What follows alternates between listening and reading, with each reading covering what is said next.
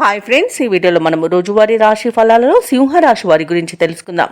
అంతకన్నా ముందు చిన్న రిక్వెస్ట్ ఫ్రెండ్స్, ఈ వీడియో మొదటగా చూస్తున్నట్లయితే లైక్ చేయండి, షేర్ చేయండి, అలాగే సబ్స్క్రైబ్ చేయడం అస్సలు మర్చిపోవద్దు. మీ యొక్క సపోర్ట్ నాకు ఎంతో అవసరం.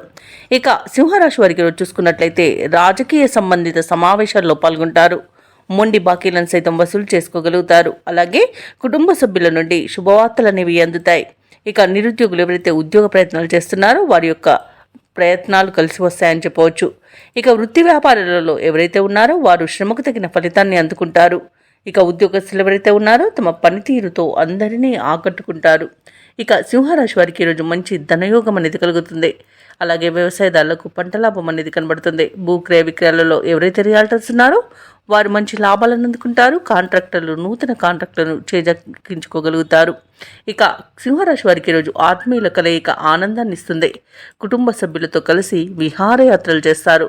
ఇక వివాహ ప్రయత్నం చేస్తున్న వారికి కూడా శుభవార్త అనేది అందుతుంది.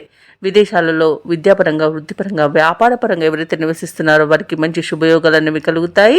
ముఖ్యంగా ఆర్థిక ప్రయోజనాలను పొందుతారు. ఇక సింహరాశి వారు ఎవరైతే దూర ప్రయాణాలు చేస్తున్నారో ఆ ప్రయాణాల వల్ల లబ్ధి అనేది చేకూరుతుంది. ఇక సింహరాశి వారు ఇంట శుభకార్యాలను నిర్వహించే అవకాశం అయితే కనిపిస్తుంది. ఇక సింహరాశి వారికి సమాజంలోని ప్రముఖులతో పరిచయాలు పెరుగుతాయి. సన్నిహితుల నుండి ధనలాభ సూచనలు కనిపిస్తున్నవి. ఇక ప్రముఖుల నుండి కీలక సమాచారం అనేది ఒకటి అందుతుంది. వాహనాలను, ఆభరణాలను కొనుగోలు చేస్తారు.